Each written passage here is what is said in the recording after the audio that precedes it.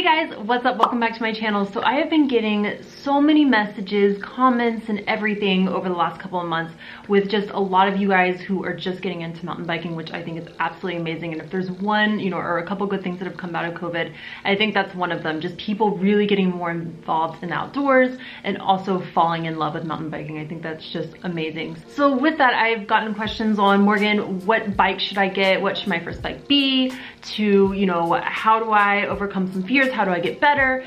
And to a really good question that I was asked, and that was, what do you recommend for upgrades that you should first make on your mountain bike? And I think this is an excellent question because I know when I first started out, I had no idea. I didn't even think about making any upgrades. I feel like for me, if I would have just made some slight upgrades on my first mountain bike, it would have been a little more comfortable. We're not going to be diving into the world of switching out your suspension and everything like that. This is just going to be really, really simple things that you can do to, one, just add a little character to your bike and kind of make it your own and add your own unique personality on your bike. Two, this can help you just gain a little more confidence on your bike, make it a little more comfortable. These are all things that you can do relatively on the cheap. You don't need to bring it to a bike shop to do. Before we get into this though, I do want to just make a little disclaimer here. Just because I'm going over all these upgrades does not mean you need to go out and buy all these upgrades and put it all on your bike. It's person to person, what your bike kind of needs, what you feel like you need.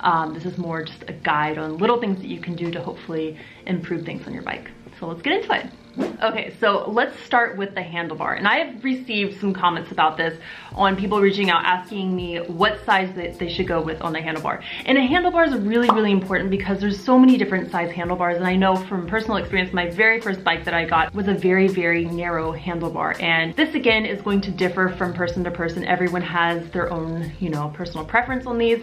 In general, you'll find a lot of cross-country bikes running a much narrower handlebar versus trail bikes, which will be a little bit wider, and then you can kind of just go up from there. Enduro bikes will be probably even a little bit wider. It really just depends on the discipline you're doing biking and then also your personal preference, what you feel comfortable riding with. I know for me, I felt like I was a little bit limited. I didn't like to go too fast when I got on my very first mountain bike because I just didn't feel stable. And I think that's one of the biggest things. Maybe this could help you out if you don't feel really stable, if you feel very uncomfortable going fast. This could be a great help to you just to get a wider handlebar. And for me, I like running a really, really wide handlebar. That's why I always tell everyone I'm the wrong person to ask when it comes to what I would recommend, because I currently run a 780 millimeter handlebar, which is really, really wide, but I just love having a wide handlebar.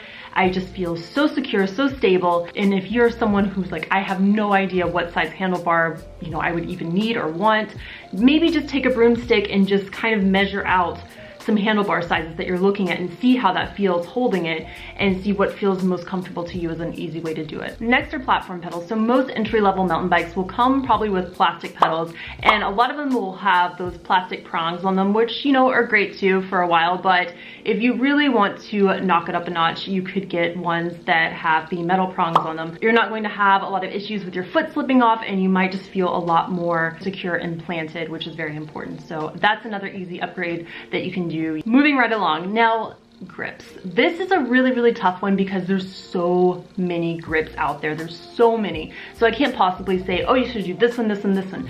So really it's just, again, personal preference. There's a lot of things out there. A lot of people like to change out their grips just to customize their bike with different colors. There's just so many things. I personally like having locking grips because you can easily remove them. A lot of entry-level bikes, again, will come with just grips that are just squished in there, and they're such a pain to get off. And some people prefer this and they don't mind riding these kind of grips, but for me, I like having the locking grips so I can remove them if an end cap comes off, whatever the case may be. I can easily remove it if I need to adjust any of my cables up top, take off my dropper, move it over, whatever I need to do, I'm able to easily do that with just untightening the screws. Let's talk saddles. Now, this is something I keep saying I'm going to make a whole video on because I'm also currently going through my own saddle saga. And this is something really important that I probably should have talked about sooner, because this is something that I really feel like can make or break someone, their experience mountain biking. I know this happened to my dad,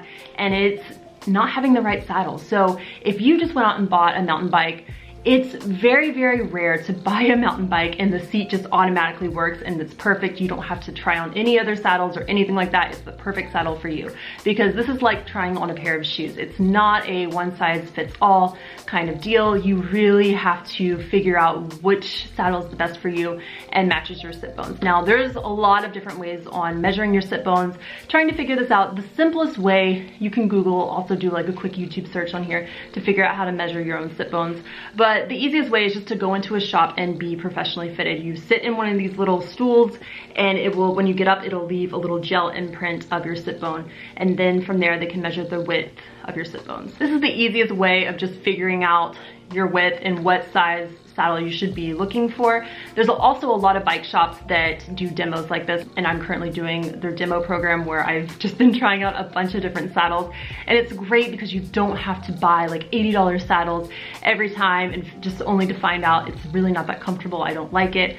So it's really, really helpful to do something like that. You can just ask around, call around to different local bike shops in your area, and most of them probably have a program like this, so you just have to ask around, but definitely recommend something like that. Second thing I want to just say on this is do not go out and buy the most massive, thick saddle. This is what a lot of people do. I'm guilty of it because I almost went to do this when I first got started mountain biking because it was just so uncomfortable and I didn't have the right saddle.